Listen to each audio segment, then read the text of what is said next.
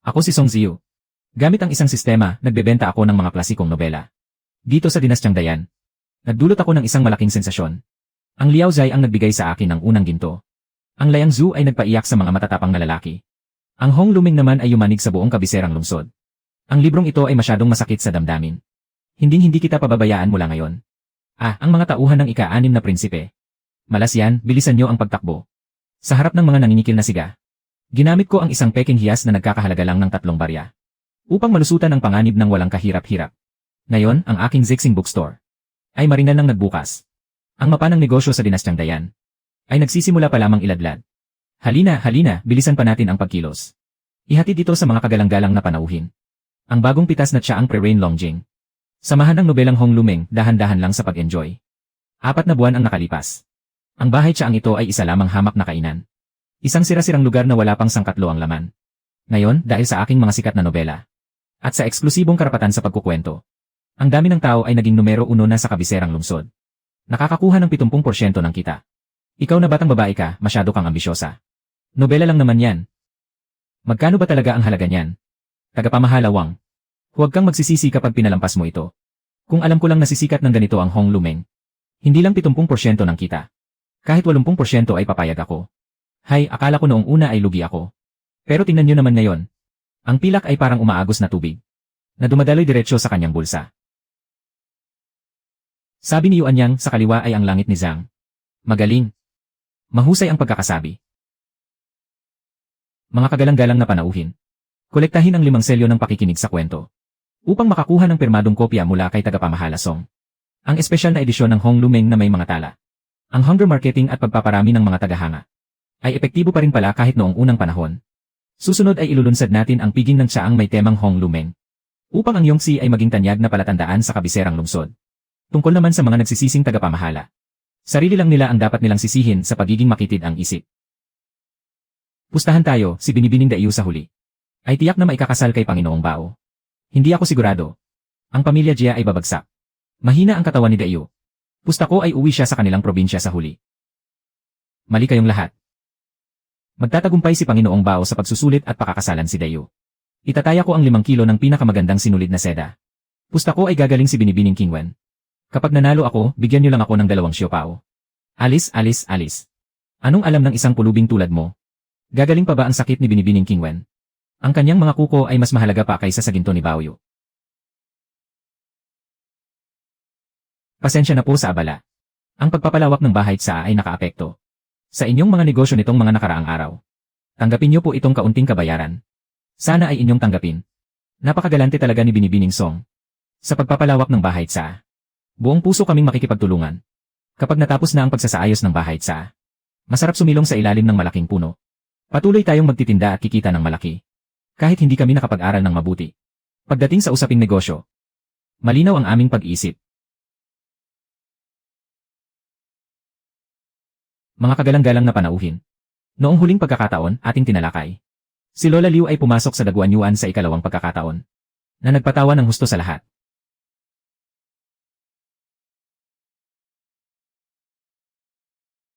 Ngayon ay tatalakay natin ang ika-40 kabanata. Ang pag-anunsyo ni Yuan Yang ng mga utos sa laro ng baraha. Ang matandang ginang at ang mga kapatid ay naglaro ng pag-inom. Tunay na napakasaya at pambihira ng tagpong iyon. Sinasabing noong araw na iyon ay presko ang simoy ng hangin sa taglagas. Naghanda ng piging ang matandang ginang sa hardin. Naisipan nilang maglaro ng baraha para sa pag-inom. At si Binibining Yuan Yang ay nagboluntaryong maging tagapamahala ng laro. Sa kaliwa ay si Zhang Qian. Sa itaas ay ang asul na langit. Sa ibaba ng kaliwa ay tao. Ang saya ng mortal ay hindi mapapantayan ng mga diwata. Hahaha. Ihain ang pinasingawang alimango kasama ang alak. Bagalan ang bilis ng pagkukwento. Ihanda ang mga meryendang katulad ng nasa Hong Luming. Habang nakikinig, maranasan ang mga pangyayari sa aklat. Ang piging sa gabi sa Daguan Yuan. Ang mga kumikinang napilak na ito ay kusa at malugod nilang ibinibigay. Napakapursigido at matapang ni Binibining Qingwen. Ngunit siya ay pinahamak ng iba. Tunay na mas mataas pa sa langit ang kanyang pangarap. Ngunit nakakaawa ang kanyang mababang katayuan. Nakakagalit talaga ang mga masasamang taong iyon. Napakaantig ng pagkakasulat ni Binibining Song. Sumisikip ang dibdib ko sa pagbabasa. Ano na ang nangyari kay Xiangling pagkatapos? Nagdusa na ba ang malupit na si Xia Jingyi? Kailan ba ilalabas ng Zixing Bookstore ang karugtong? Bitin pa kami sa pakikinig. Ginoong Kao. Bilisan niyo ang pag-update sa huling 40 kabanata ng Hong Lumeng. Ginoong Kao, a-update na ang Hong Lumeng, nakaka-stress na. Naghihintay kami. Panginoong Kao, o Panginoong Kao. Mamahinga na kayo ng payapa sa langit. Ang galit ng mga masusugid na mambabasa dito sa dinastyang yan. Ay kailangang pasanin ko na isang buhay na tao. Ako ang sumasalo ng lahat ng sisi para sa inyo. Ang mga aklat sa ating dinastya ay ibinebenta lamang kapag tapos na ang buong serye. Ang pinakamahaba ay maaaring magkakahalaga ng 400 pilak. At kailangan pa ng karwaheng hila ng asno para madala. Pero siya, iba ang ginawa niya. Naisipan pang gawing serye ang bawat kabanata. Ngayon, puro mura ang maririnig sa labas. Dahil sa pabitin na pagsusulat ni Binibining Song. Minumura siya. Ang mga tuntuning hindi nagbago sa loob ng maraming taon. Ay binago ng isang babae lamang. Lene. Hawak na hawak niya ang damdamin ng mga mambabasa. Kontroladong-kontrolado niya ang kanilang emosyon. Mukhang minumura siya. Pero sa totoo lang ay hinahangaan nila ang galing niya. Serye. Bakit hindi na lang ibenta ang buong aklat ng maayos? Bakit kailangang bitinin at gawing serye? Ang mga bookstore sa kabisera ay nagsisunuran na rin sa ganitong kalakaran. Bagamat madaling makatanggap ng banta mula sa mga mambabasa. Ang ganitong sistema sa huli ay unti-unti na ring tinatanggap ng lahat. Mga Ginoo, huwag po kayong magmadali. Sinabi na ni tagapamahala Song ng Zixing Bookstore. Nakasalukuyan ng pinapaganda ang mga susunod na kabanata. Ilalabas din ito sa mga susunod na araw. Hay, wala ba talagang mamamahala rito? Ang aming mga paboritong tauhan. Ang aking daiyo. Sa susunod na makita kitang muli. Hindi ko alam kung kailan pa yon. Hay, ang mga pasabog sa susunod na kabanata ay kailangang maiayos ng mabuti. Pabili ng isang kopya ng pinakabagong Hong Lumeng. Sandali lang, munting Ginoo. Tingnan mo nga, paano babasahin ang salitang ito? Mabuting bata, tulungan mo nga ang matandang ito. Ano ba ang ibig sabihin ng Zan sa 12 dilag ng Jinling? Ito ba ay ang panggayak sa buhok na suot ng mga dalaga?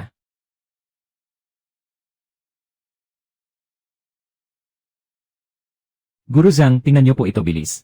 Paano ba isulat ang Xiao sa Xiaoxiang Hall? Kanina ko pa sinusubukang iguhit pero hindi ko makuha ang tamang anyo. Guru, ano po ba ang ling sa pangalan ni Xiangling na nag-aaral ng tula? Isa ba itong uri ng prutas na tumutubo sa tubig? Hayaan na, hayaan na. Dati-rati ay hinihimo ko kayong mag-aral bumasa. Sabi ninyo ay walang silbi ang pagbabasa para sa mga magsasaka. Ngayon, dahil lang sa isang nobela. Hinarangan niyo na ang pintuan ng aking tahanan. Pumasok kayo at tuturuan ko kayo ng isa-isa. Para hindi na kayo nag-ingay pa sa labas. Madam, dumating na po ang karugtong na tomo ng Hong Lumeng mula sa Zixing Bookstore. Dali, ibigay mo sa akin. Huwag mong hayaang maunahan ako ng batang si Huining.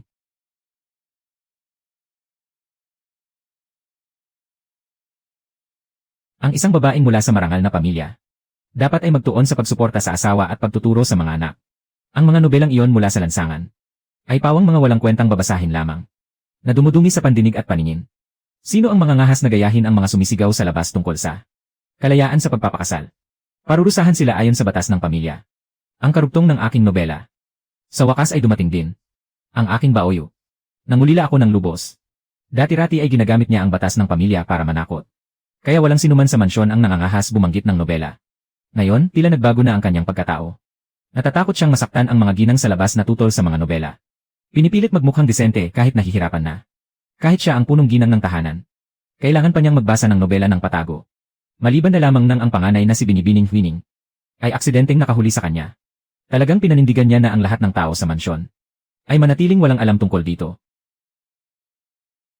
Mula nang mahuli ng panganay na si Huining, ang madam na palihim na nagbabasa ng nobela. Ginamit niya ito para mang-blackmail. At bumuo sila ng isang lihim na alyansa. Masyadong tuso ang batang ito. Ang mga librong palihim na ipinapabili ng madam. 8 sa 10 beses ay nakaharang niya sa daan.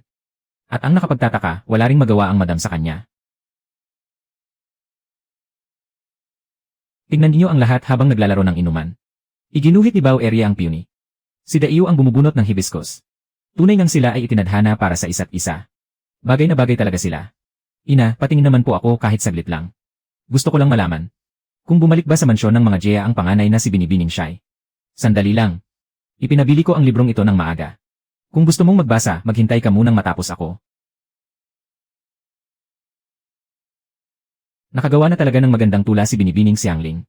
Hindi na sayang ang araw-araw niyang pagpapaturo kay Daiyo. Huwag maingay. Nasa bahagi na ako kung saan ginagamit ni Wang Xifeng ang kanyang kapangyarihan sa templo ng Tijan. Anong laking kasalanan?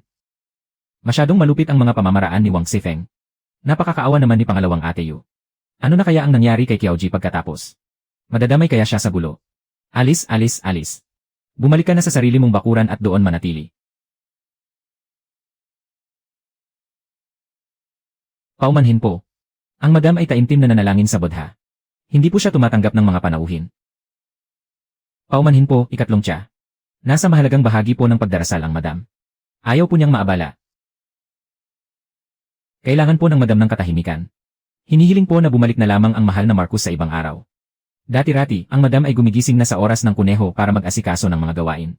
Ngunit ngayon, 3 araw na siyang hindi lumalabas ng silid. Hindi kaya siya ay may karamdaman. Nagtanong na ako sa mga katulong. Normal naman daw ang pagkain ng madam. Hindi man lang mukhang may sakit.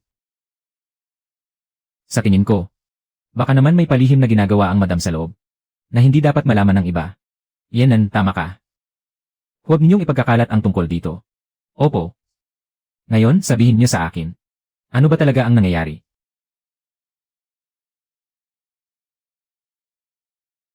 Ang mga kababaihan sa mansyon ng Marquis ay dapat mag-focus sa pananahi at kagandahang asal. Sino mang manghahas na humawak muli sa mga malalaswang babasahing yan, ay huwag akong sisisihin kung wala akong ipakikitang awa. Parusang pagluhod ng 3 oras.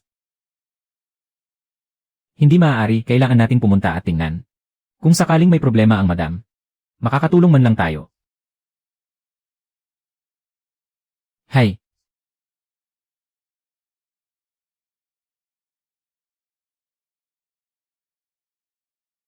Napakasaklap naman ng tadhana ni Binibining Lin. Itong si Baoyu, napakahangal talaga. Bakit hindi niya mapansin? Ang tunay na nararamdaman ni Binibining Lin. Nakakainis, sobra akong nag-aalala.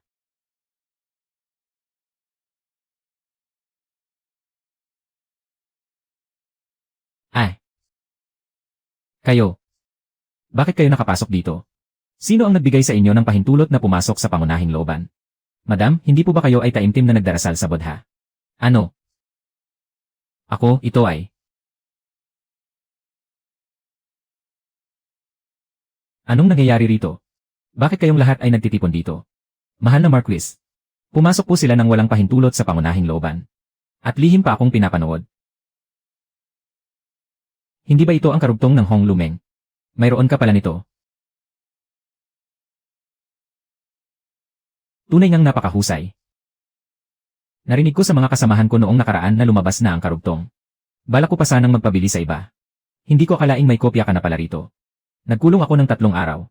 Nagtatago sa kwarto para magbasa hanggang sa maiyak. Tapos nahuli pa ng buong pamilya. Ngayon, pati ang mahal na Marquis ay bumaligtad na rin. Talagang sampal ito sa sariling mukha, kahiya-hiya. Sino ang mag-aakalang ang mga pinakaayaw sa mga nobela?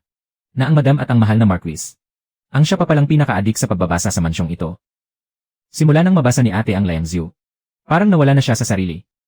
Bagamat para makapagbasa ng Hong Lumeng, ay tinakasan ko ang klase ng guro. Tila wala rin akong karapatang magsalita. Ang talino ko ay hindi pa huhuli sa mga kalalakihan. Lalahok ako sa pagsusulit para sa mga opisyal ng imperyo. 8. Kapag natuklasan nilang ikaw ay isang babae, iyan ay kasalanan ng pagtataksil sa emperador. Ang pamilya nating mga mangangalakal ay pupugutan ng ulo hanggang sa huling miyembro. Wala kahit isang bangkay ang maiiwang buo. Huwag kang magsalita ng ganyan. Kahit na parang panaginip lang ang kumuha ng pagsusulit. Para sa karangalan gaya ng mga lalaki. Pero kung makakapasok sa akademya ng imperyo at makakahanap ng impluwensyadong mapapangasawa, may pag-asa pa rin, di ba? Tama, tama. Malapit lang ang akademya sa Zixing Bookstore. Basta't may bakasyon si ate. May mababasa na akong bagong nobela. Kayong mga pilyong bata. Dapat ay nag-aral kayo para sa pagsusulit. Pero heto kayo't lihim na nakikinig sa mga kwentong walang kwenta. Guro, nagbabasa rin po ba kayo ng Hong Lumeng? Ano na po ang nangyari kay Binibining Dayo? Sa bandang huli. Huwag kayong magpabaya sa pag-aaral. Bumalik na kayo sa silid-aralan agad. Kung hindi, isusumbong ko kayo kay Don Zhang.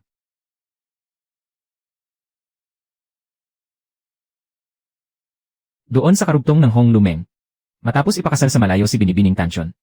May ipinadala ba siyang liham pabalik? Guro. Mukhang kailangan niyo pong basahin yan ng mag-isa.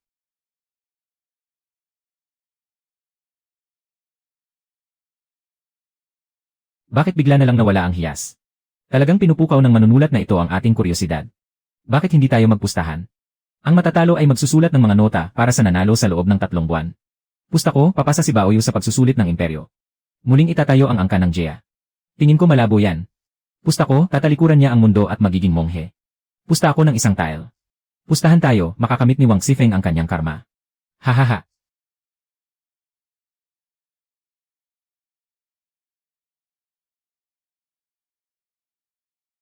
Sa volume na hawak niyo, nalaman na ba ang totoong pagkatao ni Xiangling?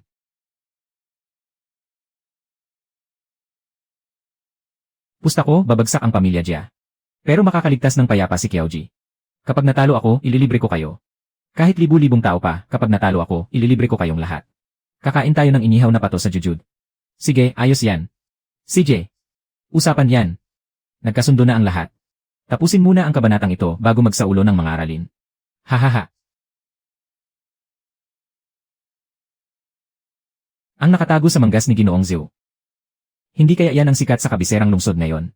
Ang pinagkakaguluhang karugtong ng Hong Lumeng. Nagbibiro lang si Ginoong Li. Paano ako magdadala ng libangan dito sa loob ng palasyo? Ito ay isa lamang komentaryo sa mga turo ni Confucius. Oh. Ang nakatago pala sa manggas ni Zhou ay ang mga turo ni Confucius. Gusto kong makita kung kaninong bersyon ito. Anong klaseng paliwanag ang nagpahalaga sa iyo ng ganyan? Kamahalan, patawarin po ninyo ako, karapat-dapat po akong parusahan. Nalito po ako at nadala ang librong ito sa loob ng bulwagan. Nagsusumamo po ako, mahal na hari, patawarin po ninyo ako. Ginoong Zhou, magpakatatag po kayo. Huwag nawa sanang mapahamak. Ang paborito nating libro na pampagana sa pagkain. Hinihintay ko pa naman ang huling kabanata. Tumayo ka na. Nabalitaan ko ring sikat na sikat ang librong ito sa buong kabiserang lungsod. Abot hanggang dito sa loob ng palasyo ang usap-usapan tungkol dyan. Gusto kong makita kung anong klaseng obra maestra ito na kinababaliwan ng taong bayan. Noong nakaraang araw, narinig ko si Ginoong Zhou na nilalait ang Hong Lumeng bilang isang mababang uri ng babasahin. Ngunit ngayon, dinala niya pa ito rito sa bulwagan. Ang kanyang mga salita at gawa ay hindi tugma. Nakakahiya po sa dangal ng isang opisyal. Nabalitaan ko rin po na si Ginoong Ma. Ang kanyang asawa ay hindi nakabili ng karugtong ng libro. Kaya naman araw-araw itong nagrereklamo sa kanilang bahay. Kung ito ay isang masamang impluensya lamang, bakit hindi muna disiplinahin ni Ginoong Ma ang sarili niyang pamilya? Ako. Ang totoo po niyan, mahal na hari, kahit na ang librong ito ay kwento lamang para sa mga kababaihan. Ang bawat salita rito ay puno ng karunungan. Ang paraan ng pamamahala ni Tanchon sa pamilya sa karugtong na ito ay may pagkakahawig sa mga reforma sa transportasyon na binalangkas ko. Ang mga reformang ito ay may kaparehong husay at galing. Ginoong Wang, nagkakamali po kayo sa inyong sinasabi. Si Tanchon ay isang hamak na babae lamang sa loob ng tahanan. Paano mo maikukumpara ang isang babae sa mga seryosong usapin ng pamahalaan? Noong nakaraang araw, sinabi mo pa sa harap ng marami na wala namang mapupulot na aral sa librong ito. Na isa lamang itong pampalipas oras na walang kwenta. Bakit biglang nagbago ang ihip ng hangin ngayon? Iba ang sitwasyon noon sa ngayon. Nang mabasa ko na ang buong libro kahapon, doon ko lamang naunawaan ang malalim na mensahe nito. Hindi na ito dapat husgahan base sa mga lumang maling akala.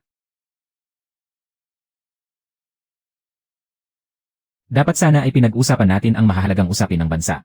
Ngunit heto kayo at nagtatalo tungkol sa isang nobela para sa mga babae. Ikinukumpara ninyo si Tanchon sa pamamahala ng estado.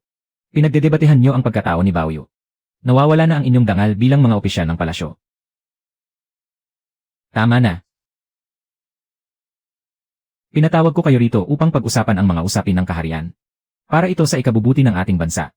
Hindi para pagsismisan ang mga walang kwentang bagay sa loob ng bahay. Dahil sa isang libro, ang buong palasyo, maging ang mga opisyal at general ay nawalan na ng galang at disiplina. Kapag nalaman ito ng taong bayan, tiyak na magiging katatawanan tayo.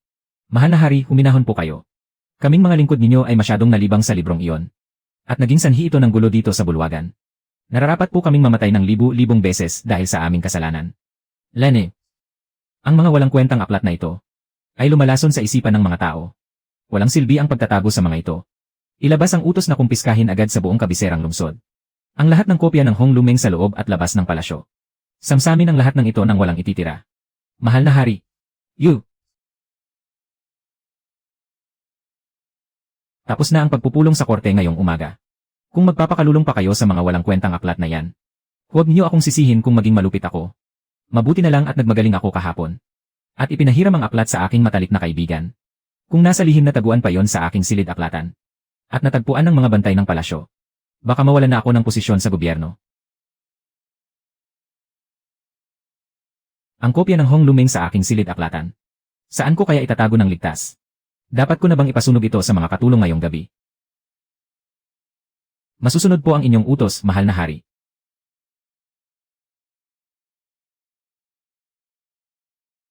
Mahal na prinsipe, may paraan po ba kayo para malutas ito? Mag-ingat po kayo sa inyong pananalita, Ginoo. Narito pa tayo sa loob ng palasyo. Kapag nagalit ang anak ng langit, dadanak ang dugo sa buong lupain. Mga lingkod lamang kayo. Paano ninyo nagagawang pag-usapan ng walang galang ang kapangyarihan ng hari? Ginoong Jijiu, ang tanging magagawa lang natin ngayon ay maghintay. Maraming salamat po sa paglilinaw, mahal na prinsipe. Bumalik na kayo agad sa mansyon. Sa likod ng ikatlong estante sa kanlurang dingding ng silid aklatan. Buksan ang kahoy na kahon ng mga lalagyan ng tinta. Ang mga kopya ng Hong Lumeng sa loob niyon. Hanapin niyong lahat at ilabas. Ginoo, ibibigay po ba natin ito sa mga otoridad? Anong ibibigay? Walang ibibigay. Sunugin niyo agad, gawin niyong abo ang lahat. Mali. Hindi pwede. Magkakaroon ng usok kapag sinunog. Kapag may nakakita at nagsumbong. Para na rin akong nagpakamatay at pumasok sa sarili kong bitag. Kung ganoon, ano na po ang gagawin natin? Alam ko na. May timba ng kaning baboy sa likod bahay. Punit-punitin ang mga aklat. Ihalo sa kaning baboy at ipakain sa mga baboy. Sa ganoong paraan, walang makakaalam kahit sino.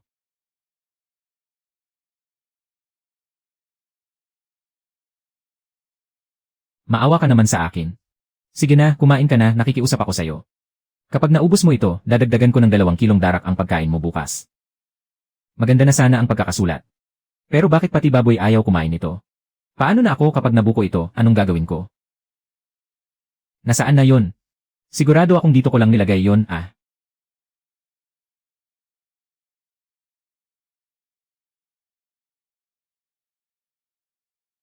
Nasaan na ang aklat ko? Isiningit ko iyon sa loob ng mga komentaryo ng Analex, ah. Noong isang araw, nakita ko ang mga pahinang iyon.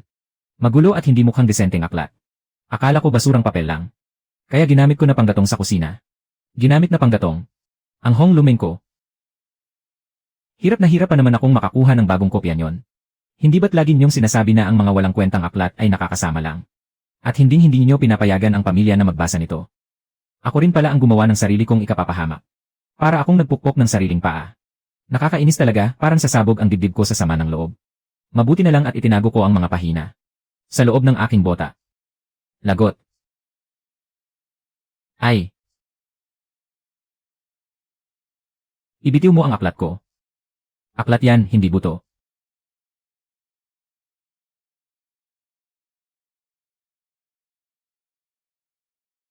Kanino ba talaga dapat mapunta ang huling 40 kabanata na ito?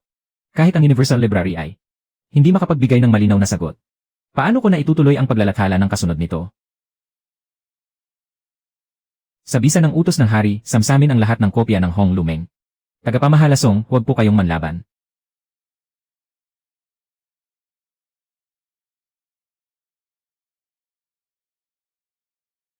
Huwag kang malikot.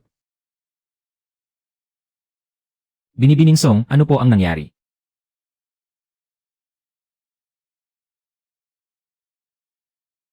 Ang mga ganitong walang kwentang aklat ay naging sanhi ng pagpapabaya ng mga opisyal sa palasyo. Galit na galit ang mahal na hari. Isang malaking biyaya na hindi kayo pinarusahan. Huwag muna kayong magpakitang gilas sa mga araw na ito. Mabuting isara muna ang tindahan para makaiwas sa gulo. Upang hindi na muling magalit ang mahal na hari.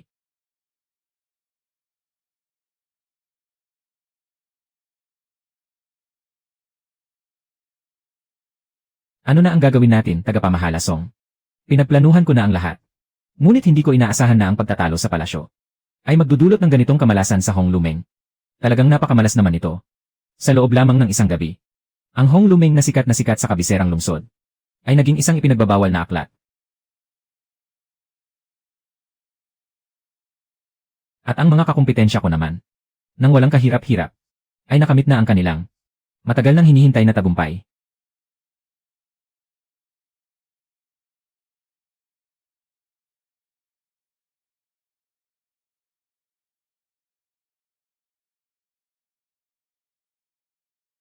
Aba, hindi ba't ito ang dakilang tagapamahalasong?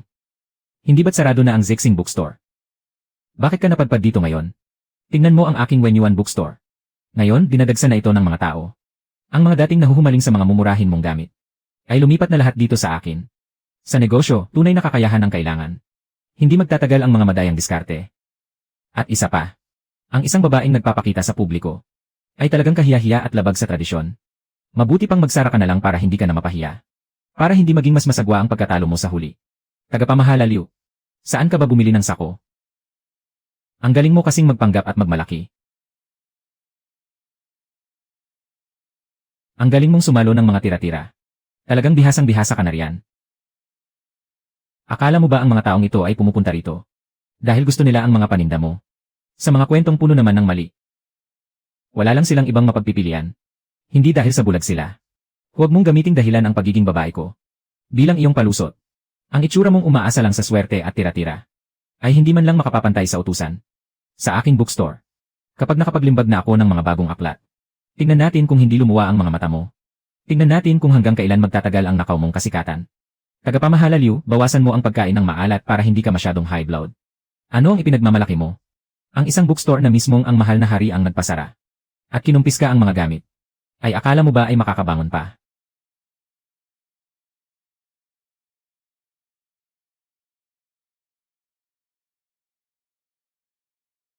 Sa gitna ng kaguluhang ito sa buong lungsod, hindi ko alam kung kailan muling sisikat ang araw.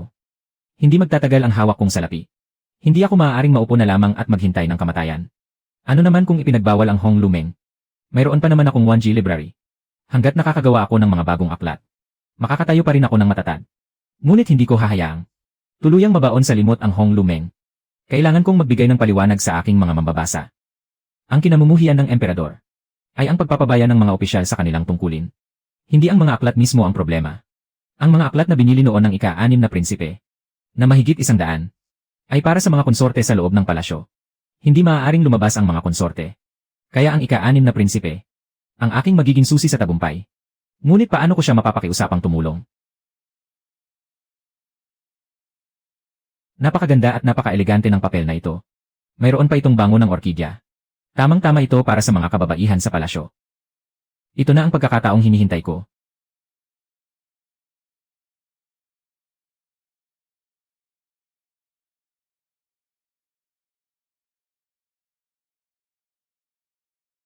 Ang paanyaya ay hindi dapat bumanggit na ipinagbawal ang Hong Lumeng. Kung hindi, tiyak na tatanggi ang ika-6 na prinsipe na makipagkita. Kailangang maging maingat at hindi halata.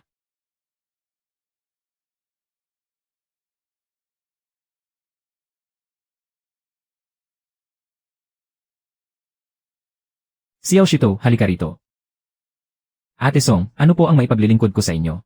Tulungan mo akong dalhin ito sa mansyon ng ika-6 na prinsipe. Iabot mo ito ng personal sa gwardya sa pinto. Sabihin mong para ito sa mahal na prinsipe. Ang mga barya sa loob ay sayo na lahat. Huwag po kayong mag-alala, Ate Song. Ako ang pinakamabilis tumakbo sa lahat. Mga klasikong aklat at sining, mga bagong dating na sinaunang kasulatan. Dito nakasalalay kung magtatagumpay ba ako o hindi. Ang ika-6 na prinsipe ay isang piyesa sa ahedres na dapat kong mapagalaw ng tama.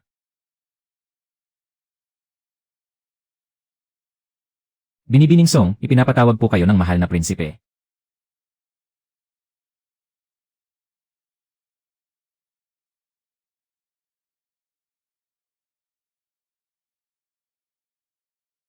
Mukhang napakamapangahas ni Binibining Song.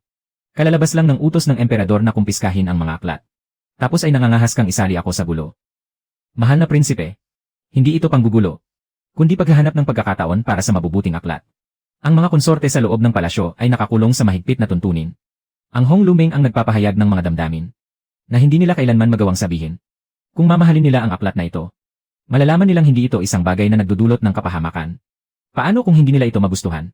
Paano kung malaman ng emperador at sa akin ibuhos ang kanyang galit? Kilala ang mahal na prinsipe sa pagiging matulungin at maawain. Nagbigay na kayo ng damit sa mga ulila. At nagrekomenda ng mga aklat para sa mahihirap na eskolar. Paano niyo hahayaang mabaon sa limot ang isang mahusay na akda? Ako ang magpapasa ng lahat ng panganib. Hindi ko kayo idadamay, mahal na prinsipe. Kung gayon, sa tingin mo ba ay bakit kita tutulungan? Alam ba ng mahal na prinsipe ang tungkol sa Imperial Academy? Ang mga simbolong ipinapatupad doon kamakailan. Ang tungkol sa mga simbolong iyon, ako talaga ang nasa likod ng lihim na pagpapakilala sa mga ito. Bakit niya biglang binanggit ang tungkol doon? Nais ba niyang gamitin iyon bilang pusta sa usapang ito? May narinig na ako ng kaunti tungkol doon. Bukod sa mga simbolo, mayroon din akong hawak na teknolohiya sa paglilimbag. Bawat titik ay may sariling tatak, na maaaring ayusin ng paulit-ulit sa pahina. Kung dati ay 10 araw ang pagkopya ng isang aklat, ngayon ay 1 araw na lamang para mabuo ito. Ang gastos ay mababawasan ng hanggang 70%. Ang paraang ito. Kaya mo ba talaga itong gawin? Hindi po ba naniniwala ang mahal na prinsipe sa aking kakayahan? Alam mo ba kung gaano kalaking gulo ang maidudulot nito? Kapag nalaman ng buong mundo ang paraang ito, maaaring mawalan ng hanap buhay ang mga taga-kopya ng aklat. O mas malala, maparatangan ka ng paglapastangan sa ating kultura. Maaaring maubos ang buong angkan mo dahil doon. Kaya nga po, kailangan ko ang tulong ng mahal na prinsipe. Kung kayo ang mamumuno sa pagpapatupad nito, may ingatan tayo laban sa anumang panganib. At sa inyo rin mapupunta ang lahat ng karangalan. Sa oras na yon, ang mga iskolar sa buong mundo ay papanig sa inyo. Ang inyong reputasyon ay hindi mapapantayan ng kahit sino ngayon. Ang tanging hangad ko lang ay mabuhay ang aking tindahan ng aklat. Hahati tayo sa panganib. At hahati rin tayo sa lahat ng kita. Ito ay isang negosyong siguradong kikita at walang talo. Song Ziyu. Napakalakas talaga ng loob mo. Kung hindi malakas ang loob ko, paano ako mangangahas na sumulat ng paanyaya para pumunta rito? Mahal na prinsipe, handa ba kayong sumugal kasama ko?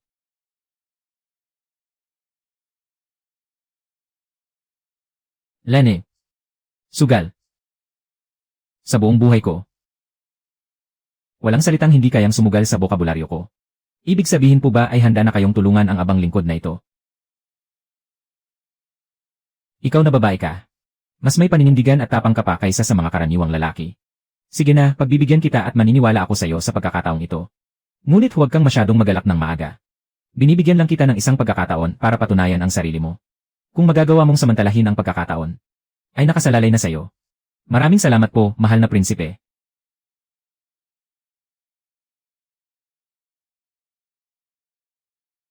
Wow! Siya ba talaga ang ina ng ika-6 na prinsipe? Akala ko ay kapatid niya siya. Diyos ko! Napakabata pa rin niyang tingnan. Ito ba ang ibang mundo? Ikaw ba ang nagsabing mayroon kang pambihirang aklat na nais ihandog sa akin? Opo, mahal na konsorte. Ang pamagat ng aklat na ito ay Hong Lumeng. Bawat salita ay parang hiyas, na naglalarawan sa lahat ng aspeto ng buhay. Ang lingkod na ito ay naglalakas loob na ihandog ito para sa inyong pagsusuri.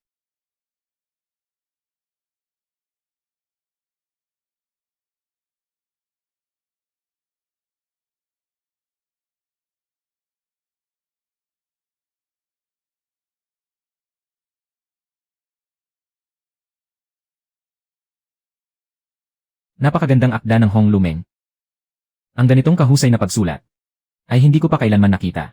Mayroon kang matalas na paningin, dalaga. Sobra po ang inyong papuri. Ngunit ang aklat na ito ay kasalukuyang kinumpis ka ng mahal na hari dahil sa maling pagkaunawa. Nakikiusap po ako na ipakita ito sa kanyang kamahalan upang mabigyan ng katarungan ang aklat na ito.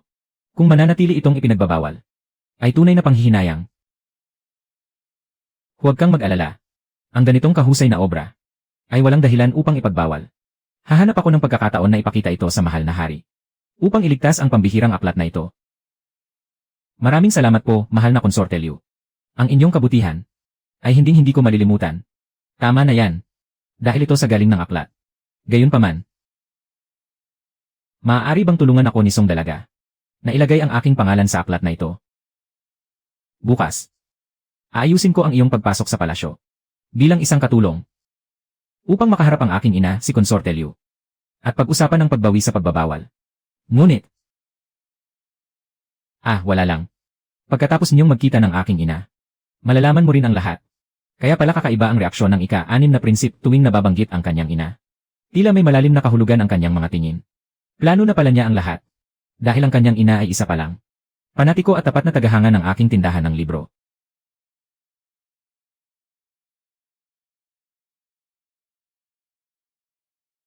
Nagniningning ang mga bituin. Ang tadhana ng isang dakilang akda ay kalaunang mahahawi ang ulap at muling makikita ang liwanag.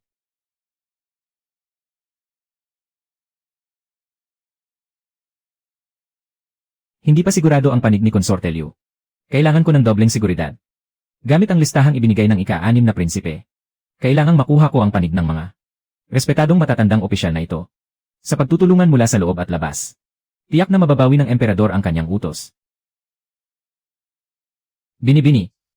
Sa gitna ng napakalamig na hangin, bakit ka nagtitiis sa ginaw rito? Ginoo. Ang hamak na babaeng ito ay may mahalagang pakay kay dakilang Guruji. Ngunit ayaw akong papasukin ng bantay pinto. Laging sinasabi ng dakilang guro na dapat unahin ang paggalang sa kapwa.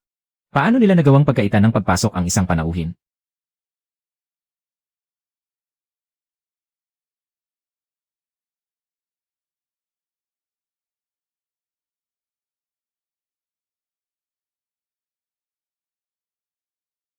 Mukhang ang hakbang na ito ng mahal na prinsipe ay masyadong malambot ang puso.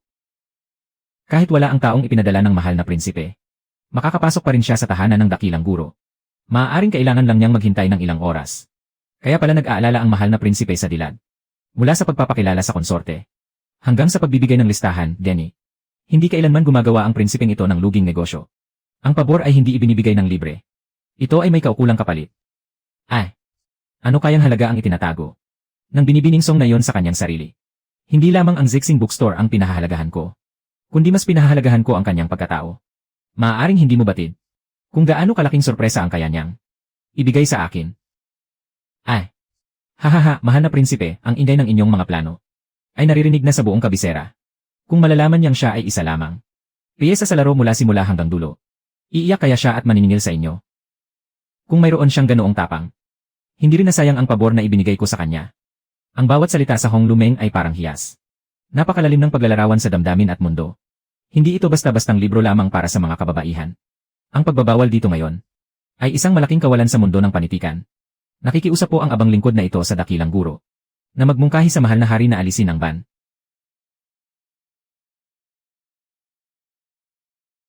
Huwag kayong mag-alala, binibining Song. Hindi hahayaang maglaho na lamang ang librong ito. Bagamat retirado na ang matandang ito, handa akong kumilos para sa Hong Lumeng. Bukas na bukas din ay makikipagtulungan ako sa mga dating kaibigan upang magsumite ng liham sa mahal na hari. Dahil sa suporta ni dakilang Guru Ji, gumaan na ang kalahati ng aking kalooban. Ngayon, titignan natin kung ano ang magiging galaw mula sa panig ni Consorte Liu. Mahal na hari, ang Hong Lumeng ay sumasaklaw sa lahat ng bagay. Ang pagbagsak ng pamilya Jia dahil sa karangyaan at kawalan ng moralidad ay maaaring magsilbing salamin sa pamamahala. Ang pamamahala ni Tanchon sa tahanan ay gabay sa lokal na gobyerno. Hindi dapat ibaon sa limot ang librong ito. Nakikiusap po ako, mahal na hari, na pag-isipan niyong mabuti. Kung ako lang ang magsasalita. At kung may tumutol na mga matatandang opisyal, baka hindi sapat ang aking lakas. May sariling bigat ang mga salita ng reyna. Kailangan kasama siya para maging sigurado ang lahat. Maghanda ng mga kakaning susaw. At balutin ng maayos ang libro. Siguraduhin hindi makikita ang pamagat nito. Ang palasyong ito ay pupunta sa palasyo ng Jiaofang. Ate, may nakuha pong ilang kakanin ang inyong kapatid. At narito ako para ibigay ito sa inyo. Ate, ang borda ninyong ito ng mga baybe sa tubig ay tunay na napakahusay, parang gawa ng langit. Pampalipas oras lamang ito. Kamakailan ay nakakuha ako ng isang pambihirang libro. Hindi ko ito maibaba. At naisip kong tiyak na magugustuhan niyo ito, ate.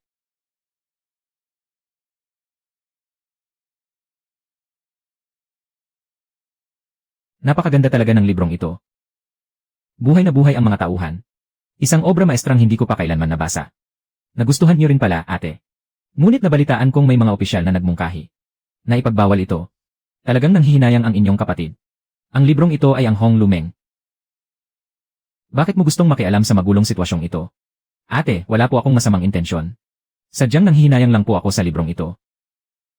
Nag-aalala po ako na baka mababaw lamang ang aking mga salita. Samantalang napakalaki ng inyong halaga sa puso ng mahal na hari. Kung magkasama tayong magmumungkahi, tiyak na mag-isip ng mabuti ang mahal na hari. Huwag kang mag-alala. Hindi maaaring ipagbawal ang librong ito. Bukas ay magkasama tayong haharap sa mahal na hari. Kailangang mailigtas ang pambihirang librong ito. Maraming salamat, ate. Dahil sa suporta ng reyna, buong-buo na ang aking loob.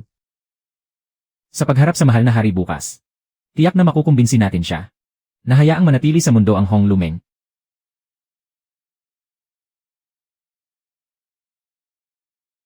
Nagbibigay-pugay po kami sa inyo, mahal na hari.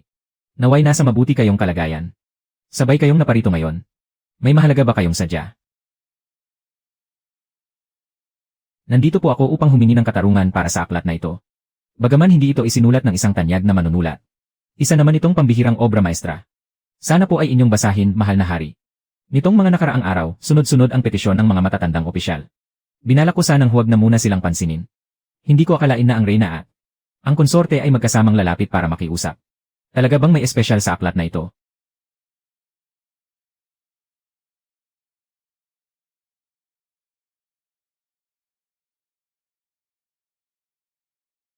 Tunay ngang isang mahusay na akda ang aklat na ito. Napakapino at napakadetalyado ng pagkakasulat. Naipakita nito ng buong husay ang iba't ibang mukha ng damdamin ng tao. Tunay na pambihira ito. Napakatalino po ninyo, mahal na hari. Sa labas ng palasyo, may mga opisyal na nagsasabing, ang aklat na ito ay labag sa kagandahang asal. Nakikiusap po ako, mahal na hari, na bawiin ang inyong utos. Huwag po nating hayaang masayang ang ganito kahusay na akda. Nabasa ko na ang ulat mula sa kagawaran ng mga seremonya. Kahit na makaluma ang pananaw ng mga matatandang opisyal. May punto rin naman sila. Kung kakalat ito ng husto, natatakot akong magdulot ito ng gulo at usap-usapan. Mahal na hari, iyan ay mga makalumang kaisipan lamang. Sinasalamin ng aklat na ito ang tunay na buhay ng mga tao. Pinapahalagahan ng ating dinastya ang karunungan at sining. Kung ipagbabawal ito dahil lang sa mga makalumang kuro-kuro, hindi ba't mabibigo ang lahat ng mga manunulat sa buong mundo? Ang kagalang-galang na si Ginoong Feng mula sa kagawaran ng mga seremonya ay humihiling na makaharap. May mahalaga raw po siyang sasabihin. Papasukin siya. Ako po si Feng Shuda. Nagbibigay pugay sa mahal na hari, sa reyna, at sa mahal na konsorte. Maaari ka nang tumayo, Ginoong Feng. Anong mahalagang balita ang dala mo? Nandito po ako dahil sa aklat na ito. Ang aklat na ito ay puro pag-ibig lamang ang inaatupag. Wala itong maitutulong sa ating bayan o sa pamilya. Nakikiusap po ako na maglabas agad kayo ng utos. Upang ipagbawal ang aklat na ito. Sunugin ang lahat ng mga kopya nito. Upang mapanatili ang maayos na asal sa lipunan.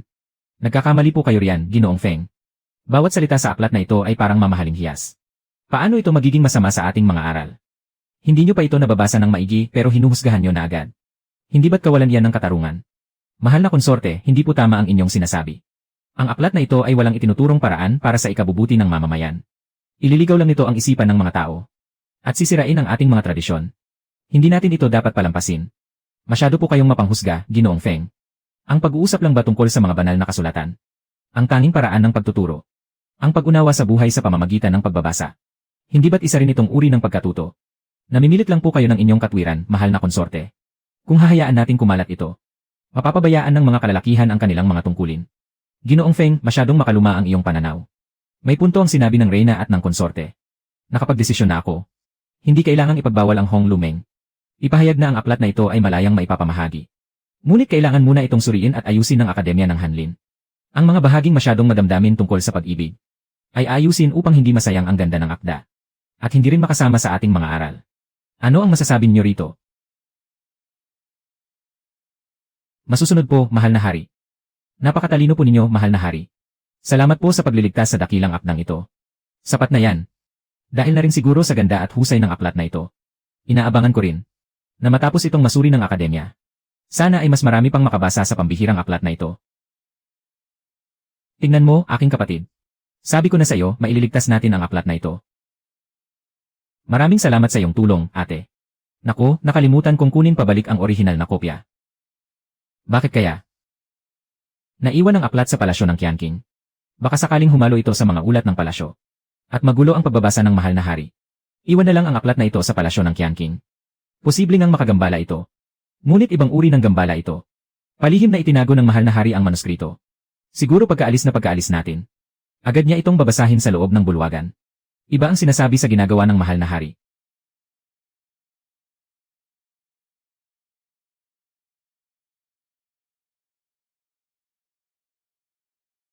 Titingnan ko lang naman. Kung ano ba talaga ang ikinaganda ng aklat na ito. Hindi ako mahuhumaling dito. Masyadong madamdamin ang dalagang ito. Si Baoyu naman ay isang pasaway na bata. Lanan. Si Baochay ay mukhang kagalang-galang at mahinahon. Sayang at bulag itong si Baoyu. Naku, ang paglalagay ng mga komento ng basta-basta ay nakakabawa sa dangal. Mahal na hari, malalim na po ang gabi. Oras na po para pumili ng plaka ng konsorte. Anong plaka ang pinagsasabi mo? Pagod na ako sa pag-aabala sa kapakanan ng bansa. Wala akong panahon para sa mga usaping pag-ibig. Nagtanong po ang mahal na reyna ina ngayong araw. Sabi niya ay matagal na raw kayong hindi bumibisita sa likod palasyo. Ako na ang magpapaliwanag sa mahal na reyna ina. Iwan mo na lang ang mga plaka rito. Hay. Siya na lang. Hayaan siyang maghintay sa gilid ng bulwagan. Pupunta ako roon pagkatapos kong basahin ang mga ulat na ito. Sa susunod na kabanata, papasok na si Dayu sa mansyon, hindi ba? Kay sarap sa pakiramdam. Mabuti na lang at hindi ko ipinagbawal ang aklat na ito. Ang ganito kagandang obra. Bakit hindi ko ito nabasa ng mas maaga? Narito na ang mahal na hari.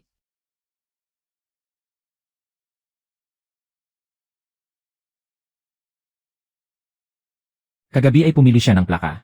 Pero parang nakalimutan niya na ang lahat. Pakakasal kaya si Baoyu kay Dayu. Ang taong nasa harap ko ngayon ay mas nakakabagot pa kaysa kay Lola Liu. Talagang nakakasira ng paningin dito. Huwag na. Malalim na ang gabi. Matulog ka na muna, aking sinta. Upo muna ako rito ng sandali. May nagawa ba akong hindi ikinatuwa ng mahal na hari? Hindi man lang ako pinapahalagahan ng mga matatandang babaeng iyon. Naghirap akong gumastos ng 100 pirasong pila. Para lang suhulan ang tauhang sili. Kailangan kong magdalang tao ng anak ng dragon. Hindi maaari. Kailangan kong utusan sili. Na madaliin ang susunod na mga kabanata. Mahal na hari, may pagkukulang po ba ang inyong lingkod? Huwag niyo naman po akong tratuhin ng ganito kalamig. Hindi ko naman pwedeng sabihin na nagmamadali akong magbasa ng nobela, di ba? Masyadong nakakahiya yon para sa aking katayuan. Huwag ka nang umiyak, aking sinta. Hindi mo ito kasalanan. May iba lang akong iniisip sa aking puso. Ibang bagay. Ang ganda pakinggan. Baka naman ibang tao ang nasa puso nyo. Sinong kapatid po ba ang nagpabagabag sa mahal na hari? Hindi ito tao. Ito yon. Nang makarating ako sa kapana-panabik na bahagi, talagang hindi na ako mapakali. Sa dami ng aking pinaghandaan, hindi ko akalaing matatalo ako ng mapanuksong nobelang ito. Hindi ako naniniwala sa malas. Ngayong gabi, kailangang makuha kita. Hayaan mo na. Masira na ang lahat. Ayoko na, hindi na ako magsisilbi. Sayang lang ang 100 pilak ko. Patawarin po, ang inyong lingkod ay karapat dapat mamatay. Wala yon. Tumayo ka na. Mahal na hari, iniisip niyo pa rin ba ang aklat na yon? Hindi ba't ibinilang niyo na yon bilang isang ipinagbabawal na aklat? Pinatawad ko na ang aklat na ito. Isang aklat lamang. Hindi nito kayang yanigin ang buong imperyo. Bukod pa roon, tunay ngang napakahusay ng pagkakasulat ng aklat na ito. Mahal na hari, ang aklat na ito, talaga bang ganoon ito kagandang basahin? Aba, syempre naman. Tingnan mo. Itong paglilibing ng mga bulaklak ni Lin Dayu. Punong-puno ng tapat na damdamin. Kagabi, nang bubugin ni Jiezeng si Baoyu. Sa sobrang galit ko ay napahampas ako sa aking hapag. Ang pasaway na batang si Baoyu. Napakapalad na nga ay hindi pa marunong magpasalamat. Si Binibining Lin naman ay napakatalino. Ngunit bakit napakamalas ng kanyang tadhana? Mahal na hari, oras na po para sa pulong sa umaga. Aking sinta, tila magkasundo tayo sa ating mga hilig. Sa mga susunod na kabanata ng Hong Lumeng, sabay na nating babasahin at lalasapin ang kwento. Salamat po, mahal na hari. Nakahanda ang inyong lingkod na samahan kayong abangan ang bawat bagong kabanata. May gantimpala mula sa mahal na hari. Isinasamo namin, mahal na hari, huwag po kayong magpadala sa ganda. At mapabayaan ang mga usapin ng kaharian. Hindi ko naman pwedeng sabihin sa kanila. Naabala ako sa pagbabasa ng Hong Lumeng, di ba? Kaya tatanggapin ko na lang ang paratang. Ano naman kung bansagan akong mapanirang konsorte? Hindi na kailangang laging magsilbi sa emperador. Busog pa ang aking isipan sa pagbabasa. At kinabukasan ay may mga alahas pa akong natatanggap. Sino ba ang hindi magkakagusto sa ganitong buhay? Emperador. Inang Reyna, bakit po kayo naparito? Lagot na. Kapag nalaman ni Inang Reyna na dahil sa isang nobela, ay napabayaan ko ang aking mga tungkulin. Tiyak na sisermonan niya ako ng walang tigil. Imbes na asikasuhin ang mga usapin ng palasyo, ay heto kayo at sama-samang nagbabasa ng kung ano-anong aklat. Ngunit ang mga pangyayari sa aklat na ito ay sadyang kawili-wili. Si Binibining Lin ay napakatalino at malinaw ang pag-isip. Medyo matigas nga lang ang kanyang paninindigan. Inang Reyna, nagustuhan niyo rin po ba ang kwento? Ito ay mula sa Zixing Bookstore. Isang obra maestra ni Kao. Sayang nga lang at hindi pa ito tapos. Narinig ko na itong nabanggit ng Reyna. Ngunit hindi buo ang kanyang kwento. Dali. Ikwento niyo sa akin. Ano ba talaga ang mga sumunod na nangyari? Mahal na Inang Reyna. Sa tingin ko po, si Binibining Lin at si Baoyu ay talagang itinadhana para sa isa't isa. Para sa akin naman, mas bagay si Binibining Baochay para kay Baoyu. Siya ay mahinahon, marangal at marunong mamahala ng tahanan. Napakaganda pala talaga ng aklat na ito. Ano nga uli ang pakay ko sa pagpunta rito ngayon? Ano nga ba yon? Hayaan na nga. Hindi na mahalaga. Tapusin muna nating pakinggan ang bahaging ito bago ang lahat. Bakit naman ang hamak na si Chu ang pinagpala? Araw-araw siyang nakakatanggap ng mga ginto, pilak at alahas. Kung mababasa ko lang din ang walang kwentang aklat na yon, ang palitan siya sa kanyang pwesto, ay magiging napakadali na lamang. Hindi ba't nakuha lang ni Konsorte Chu ang pabor ng hari? Dahil sa pagsabay sa pagbabasa ng Hong Lumeng, maglabas kayo ng pera at lumabas ng palasyo. Kahit gaano pa karaming pilak ang kailangan. Ikuha niyo ako ng isang kopya para rito sa palasyo. Gusto ko ring magkaroon kami ng mahal na hari. Nang mapag-usapan, mahal na konsorte, hindi po maaari. Kamakailan lang ay nag-utos ang mahal na hari na kumpiskahin ang mga ito. Ang lahat ng aklat sa labas ng palasyo ay sinunog na ng mga gwardya. Sa ngayon, napakahirap nang makahanap ng kahit isang kopya sa labas. Kahit may pambihirang kakayahan ang mga lingkod na tulad ko, hindi pa rin ito mabibili kahit saan. Naglabas na ng utos ang mahal na hari. Binawi na ang pagbabawal sa Hong Lumeng. Sa wakas, ang lahat ng pag-aalala at hirap nitong mga nakaraang araw ay hindi na sayang. Sa wakas, hindi ko hinayaang mapahiya ang aklat na ito.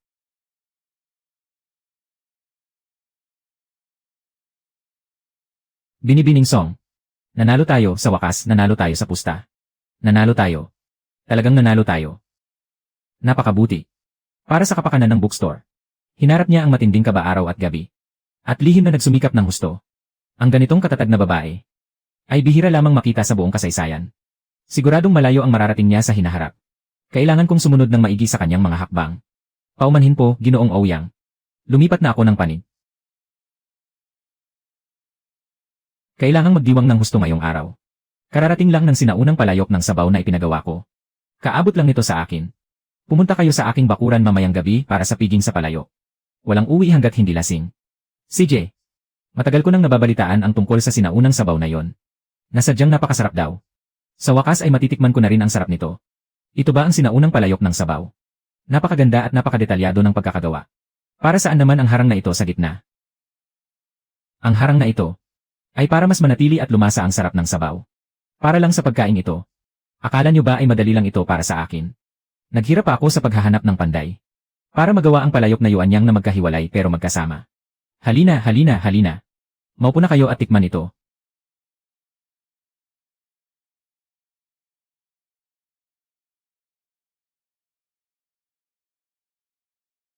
Diyos ko. Napakasarap ng lasang ito, talagang kakaiba.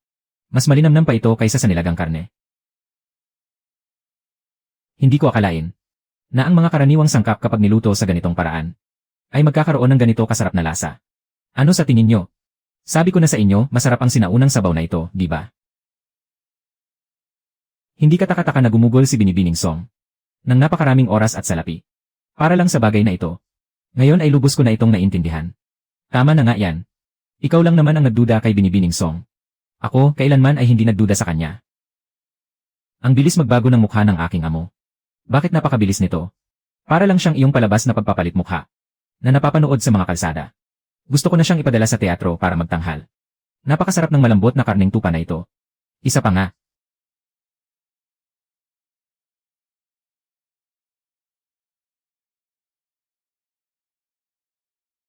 Dati, akala ko ang sabaw ng buto ang pinakamasarap sa lahat. Binibining Song. Ang galing nyo talaga, parang may mahika ang inyong kamay. Kapag kumalat ang tungkol sa sinaunang sabaw na ito, tiyak na magiging usap-usapan ito sa buong lungsod. Basta't masaya kayong kumakain, sapat na yon. Sa susunod, pumunta lang kayo rito kahit kailan nyo gusto. Muli tayong magsasalo-salo sa palayo.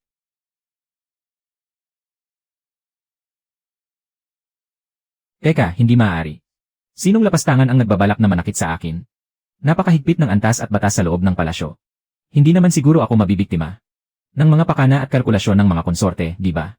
Gusto kong sampalin ang sarili ko. Bakit ba kailangan ko pang pumunta rito ng personal para magpasalamat? Binibining Song, sandali lang po. Naghanda ang aming mahal na konsorte Shu ng pinakamainam na tsaang biluotsyon. Inaanyayahan po kayo sa palasyo ng Jinshu. Huwag niyo siyang pakinggan.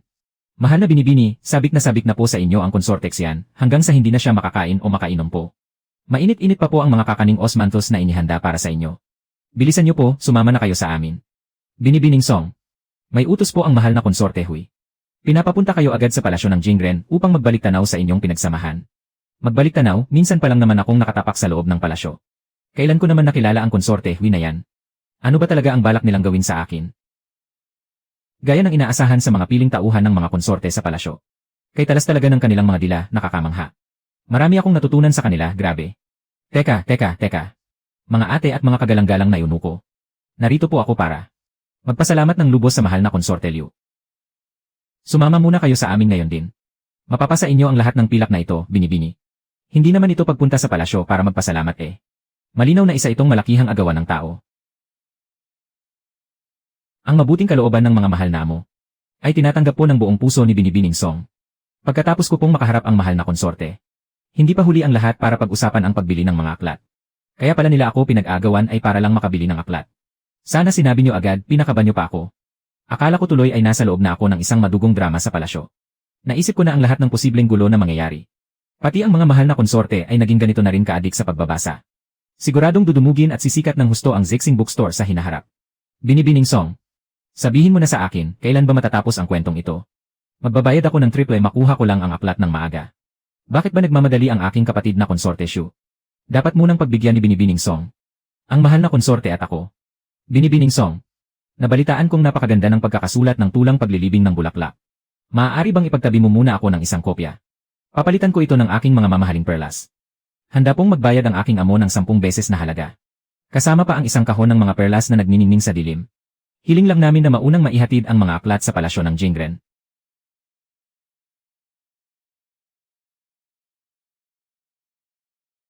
Tinatakot niyo yata ng sobra si Binibining Song.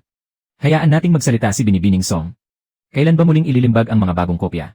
Ang bawat palasyo ay dapat magpareserba ng ayon sa pagkakasunod-sunod. Sumasagot po sa mahal na konsorte. Kasalukuyan na pong minamadali ng bookstore ang pagkopya sa mga manuskrito. Muling ililimbag ang mga ito pagkaraan ng 3 araw.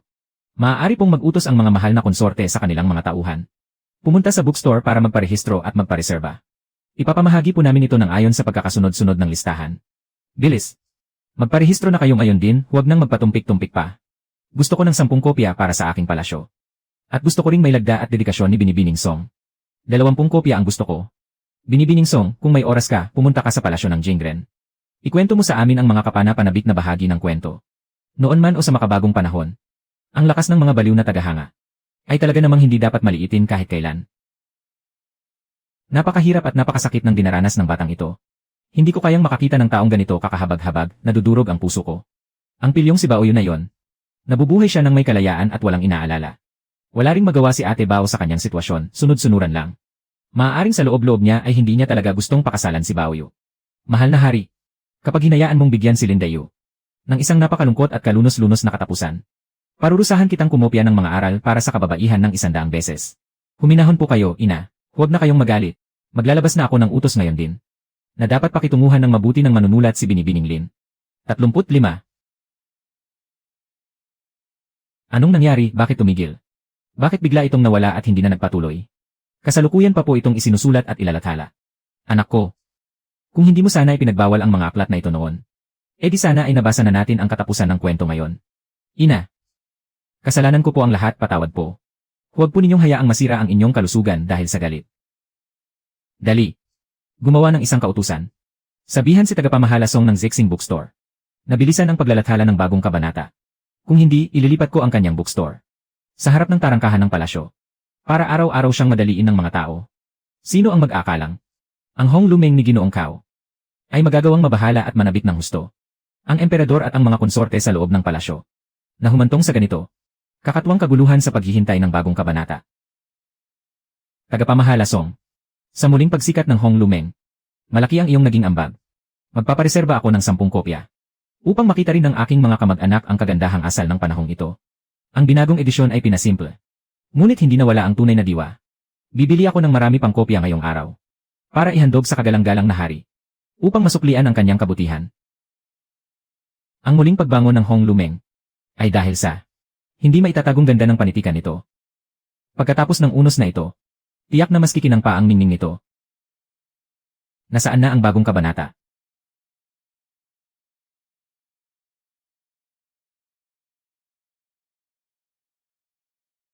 Tagapamahala Song. Kailan ba mauunawaan ni Baoyu ang hiwaga ng Zen? Sabi ng aking amo. Kung wala pa ring balita sa loob ng 3 araw, pupunta siya rito kasama ang kanyang mga kasamahan para manggulo. Ipinagbilin din ng aking amo. Ito ay ang pinakamainam na tsaan ng biluotsyon. Mahirap ang ginagawang pagrerebisa ni Ginoong Cao. Sana ay asikasuhin niyo siyang mabuti, tagapamahala. Huwag masyadong magmadali. Ang pagiging mapagkunwari na ito. Talagang nahihirapan na si Lord Lee. Napakabagal naman ng update ng Hong Lumeng na ito. Bakit ka ba nagmamadali? Mukhang atat na atat ka na ah. Binibini. Narinig ko pong ang susunod na kabanata ng Hong Lumeng ay mahigit kalahati na ang natatapos sa pagrebisa. Napakabuti. Mula kabataan hanggang sa pagtanda ay binabasa ko na ito. Ang mga nagpatuloy ng kwento noon ay mga walang kwenta. Nalilito ka na rin. Natatakot akong hindi ko na maabutan ang perpektong huling bahagi. Huwag po kayong mag-alala, Ginoo. Tiyak na mailalathala ang isang kasiyasyang huling bahagi. Mga hula sa katapusan ng kwento. Isang barya lang bawat pahina. May mga humuhula na mabubuhay muli si Dayu. At mamumuhay ng tahimik sa kabundukan kasama si Baoyu. Mayroon ding mga humuhula sa muling pagbangon ng pamilya Jia. Sa pagmamasid sa ganitong kasiglaan araw-araw. Nakakaramdam ako ng matinding pressure. Pero lihim din akong nagagalak. Ang ganitong karangyaan ay sapat na upang makita ang ganda ng Hong Lumeng. Tagapamahala Song. Ibigay mo na sa amin ang kopya ng katapusan ng Hong Lumeng. Ito ang maganda sa pagiging tagasulat. Nauuna nating nababasa ang kwento. Sabik na ako. Gusto kong makita ang magiging reaksyon nyo.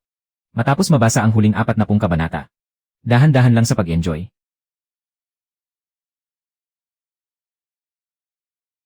Ang kaluluwa ng naghihinagpis na si Linda Yu ay nagbalik na sa langit ng peghati.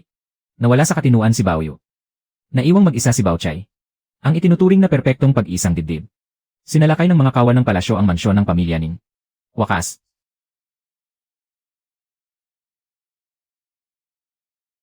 Ang ganitong katapusan ay sadyang nakakalungkot. Ngunit, nakakapanghinayang at hindi basta-basta malilimutan. Ang aking Linda Yu. Ganito talaga ang magiging katapusan. Hindi ako makapaniwala. Napakadetalyado at napakaganda ng unang 80 kabanata. Bakit sa huling 40 kabanata? Tila ibang tao na ang sumulat nito. Masyadong mabilis ang trahedya. Biglaan ang kasawian. Paano kung isipin ng mga mambabasa na katawa-tawa ito? Paano kung masira ang ating reputasyon?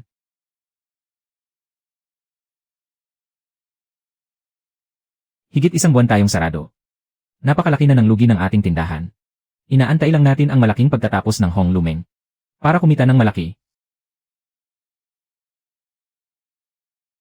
Ginoong Kao. Bakit tila balisa kayo ngayong araw? Tapos na ba ang pagkopya sa Hong Lumeng? Tagapamahala Song. Tingnan niyo po ito dali. Itong huling 40 kabanata. Sa tingin niyo po ba ay matatanggap ito ng mga mambabasa? Walang problema rito. Akala ko pa naman. Nagkamali ako sa pagkopya mula sa orihinal na manuskrito. Tingnan niyo po, oh. Sa unang 80 kabanata, napakalinis ng puso ni Panginoong Bao. At napakasigla ni Binibining Lin. Bakit sa huling 40 kabanata? Ang isa ay tila nawala sa sarili. At ang isa naman ay pumanaw na may matinding hinanakit. Napakalaki ng pagkakaiba ng dalawang bahagi. Ang biglaang pagbagsak na ito. Hindi kaya isipin ng mga tao na masyadong pilit ang pagkakasulat. Paano kung kutyain tayo ng mga mambabasa sa pagbebenta ng palpak na gawa? Ano ang dapat nating gawin? Ginoong Kao. Maraming taon ka nang kumukopya ng mga aklat. Dapat alam mo na ang isang magandang kwento ay hindi laging puno ng ganda at saya. Ang kasiglahan ng unang 80 kabanata ay upang bigyang diin lamang. Ang kapanglawan ng huling 40 kabanata. Ang biglaang pagbabago ng kapalaran ay bahagi na ng buhay. Inilarawan sa unang bahagi ang lahat ng tamis at ganda. Ngunit sa huling bahagi lamang maipakikita na ang lahat ng rurok ay may pagbagsak. Ngunit ang kinahinatnan ni Binibining Lin ay sadyang nakapanlulumo. At si Panginoong Bao ay nagmonghe pa. Tiyak na maraming mambabasa ang mapapaiyak nito. Mas mabuti kung iyak sila. Ang kinatatakutan ko ay kung hindi sila luluha. Kapag napaiyak mo ang isang tao, ibig sabihin ay tumagos ang kwento sa kanilang puso. Matapos tumawa at lumuha. At mapagtanto ang kawalang katiyakan ng mundo. Doon nakasalalay ang ganda ng sining. Hindi nga kayo nagkamali, tagapamahala. Mas malayo nga ang inyong pananaw kaysa sa akin. Sigurado akong ang mga mambabasa ay mauunawaan din ang malalim na kahulugan ng pagtatapos na ito. Babalik na ako agad upang ayusin ang mga manuskrito. Zai. Zixing Bookstore. Gasgas na ang unang 80 kabanata sa kababasa. Ano na nga ba ang nangyari kay Binibining Lin sa huli? Balita ko. Pati ang mansyon ng Ning ay bumagsak na. Napakagulo ng mga pangyayari. Bibilhin ko yan kahit magkano pa. Narito na.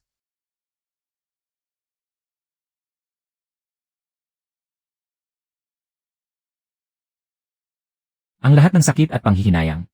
Hong. Ay napalitan na ngayon ng kasiyahan. Binibining Lin, Panginoong Bao. Ang inyong kwento ay hinding-hindi malilimutan ng marami. Tagapamahala Song. Tingnan mo itong huling tomo. Napakataas ng dangal ni Dayu. Paanong pumanaw siya nang walang kahit isang salita ng reklamo? At si Baoyu, bigla na lang pinakasalan si Baochai. At nakamit pa ang karangalan sa pagsusulit. Malinaw na ito ay gawa-gawa lamang at walang katuturan. Tama po ang sinabi ninyo, kagalang-galang na Zhu. Napakamapagpa siya at matapang ni Tanchon sa pamamahala ng tahanan. Ngunit sa huling kabanata, bigla na lang siyang ipinadala sa malayo upang ipakasal ng walang kaingay-ingay. Paano nauwi ang kapalaran ni Xiangling? Sa ganoong kalunos-lunos na wakas. Tagapamahala Song. Ngayong araw. Kailangan niyong magbigay ng paliwanag. Nagtipid kami at nagtiis ng gutom para lang makalikom ng salaping pambili. Sino ang mag-aakalang ganito pala ito kasama? Napakaganda ng reputasyon ng Zixing Bookstore noon. Paano kayo nagkaroon ng ganitong kapalpakan? Tagapamahala. Ano na po ang gagawin natin? Huwag kayong mag-alala. Hayaan muna nating lumipad ang bala ng sandali. Ano ang bala? Naglagay ba si tagapamahala Song ng bala sa loob ng libro? Gayunpaman. Si tagapamahala Song ay parang isang buhay na diyosa. Hindi tayo magkakamali kung makikinig sa kanya. Mga Ginoo at Ginang, pakihupa ang inyong galit. Dahil naglakas loob akong ilathala ang buong aklat ngayong araw. Maglalakas loob din akong magsalita ng tapat sa inyo. Ang unang 80 kabanata ay naglalarawan ng karangyaan at kasaganaan. Ang masalimuot na pag-ibigan ni Baoyu at Dayu ay upang ipakita sa inyo ang pinakamagandang tanawin sa mundong ito. Tulad ng tagsibol dito sa kabiserang lungsod, na hinahangad ng lahat na manatili habang buhay. Ngunit sa mundong ito, walang pagtitipon na hindi nagtatapos. Habang mas masaya ang unang 80 kabanata, lalong tumitindi ang pait at lungkot ng huling 40 kabanata. Nagkasakit si Konsorte Yuan. At pumanaw na ang kaluluwa ni Dayu. Mukhang biglaan ang pagbagsak. Ngunit sa katotohanan ay matagal na itong ipinahiwatig. Sa hula sa ika-5 kabanata, ang sinturong jade ay nakasabit sa kabubatan. Doon pa lang ay naisulat na ang wakas. Ang nabunot ni Tanchon na pulang aprikot sa tabi ng araw ay isang pahiwatig ng kanyang pagpapakasal sa malayo. Ang tula para kay Wang Xifeng tungkol sa ibon sa dulo ng mundo ay nagbabala na ang sarili niyang katusuhan ang kikitil sa kanyang buhay. Nga. Akala ko dati ay mga mabulaklak na salita lang iyon. Ngunit ngayong tinitingnan ko ulit, bawat salita ay tumatagos sa puso. Ang mga pahiwatig na itinago ni Ginoong Kao ay mas malalim pa sa pagtatago ng asawa ko ng kanyang lihim na pera. Tungkol naman sa sinasabing niyong hindi magkadugtong ang kwento. Sa katotohanan, ito ay dahil sa biglang pagbabago ng damdamin. Ang unang 80 kabanata ay isang panaginip. At ang huling 40 ay ang paggising. Ang hindi pagkakatugma na ito ay ang kailangang daan mula sa ilusyon patungo sa katotohanan. Kalokohan. Ang isang kwento ay dapat may maayos na daloy. Paano magkakaroon ng ganito kapangit na pagbabago? Para lang kumita ng pera. Hinayaan mong ganito ang maging pangit na wakas. Para linlangin kami. Dahil alam pala ni tagapamahala Liu ang tungkol sa daloy ng kwento. Dapat ay natatandaan mo. Ang paghalughog sa Daguan Yuan sa ika-74 na kabanata. Noong panahong iyon, ang karangyaan ay nagsisimula ng kumupas. Hindi ba't ito ang mitsa na nagbabadya ng kanilang pagbagsak? Kung wala ang paghahandang ito, ang biglaang paghalughog ang siyang magmumulang pilit. Ang matandang ito, palagi na lang niyang ginagamit ang pagiging ulila ko. Para gipitin ako. Maghintay ka lang kapag nakaisip ako ng perpektong plano.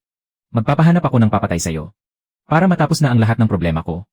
Baka naman ang mga kwento ni tagapamahala Liu ay puro tungkol lang sa matatalinong Ginoo at magagandang binibini sa simula. At kasalan agad sa huli. Napati ang pag-aalay ng tsaa sa gitna ay kinalimutan na.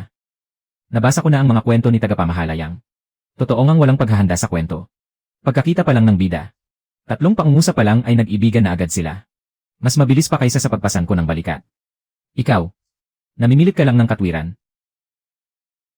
Kung ang isusulat lang ay ang karangyaan ng mga bulaklak, at hindi ang pagbagsak mula sa rurok, anong pinagkaiba ng Hong Lumeng sa mga ordinaryong kwento ng pag-ibig? Ang biglaang pagdausdos na ito ng kapalaran, ang nagbibigay diin sa katotohanang ang mundo ay mapaglaro, na tumatagos hanggang sa kaibuturan. Ito ang nagbibigay buhay sa mga tauhan, na hindi lamang nananatili sa mga pahina, kundi nananahan sa puso ninyong lahat. Tama ang sinabi ni tagapamahala Song. Binasa ko ng tuloy-tuloy hanggang sa magmonghe si Baoyu. Sa sobrang iyak ko ay nayupi ang mga pahina sa luha. Pero gumaan ang pakiramdam ng buong katawan ko. Ang buhay ay sadyang may taas at baba. Higit na mas maganda ito kaysa sa mga kwento ni tagapamahala Liu, na puro swerte at himala lang ang nangyayari. Nang mabasa ko ang pagpapakamatay ni Binibining Lin dahil sa pag-ibig, doon ko naunawaan ang kanyang paninindigan. Mas tumatatak ito kaysa sa pilit na masayang pagtatapos. Hindi tulad ng mga libro sa tindahan ni tagapamahala Liu. Kapag inapi ang bida, bigla na lang susulpot ang isang prinsipe para magligtas. Napakasinungaling ng dating. Sa mga libro ni tagapamahala Song, kahit ang mga katulong ay may sariling paninindigan. Pero sa mga libro ni tagapamahala Liu, ang alam lang nilang sabihin ay, "Opo, kung ano po ang gusto ninyo, senyorita." Para silang mga tuod. Kung sa tingin ninyo ay hindi ito maganda, maaari kayong bumalik sa pagsusulat ng sarili ninyong libro, na may perpektong katapusan. At tingnan natin kung bibili ang taong bayan. Ang unang 80 kabanata ay puno ng karangyaan. Ngunit ang huling 40 ay nagpapakita ng pait ng katotohanan.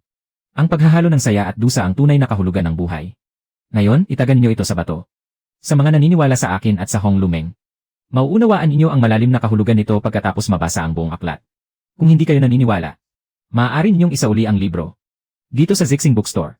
At hindi kami kukuha ng kahit isang kusing. Mahusay ang sinabi ni tagapamahala Song.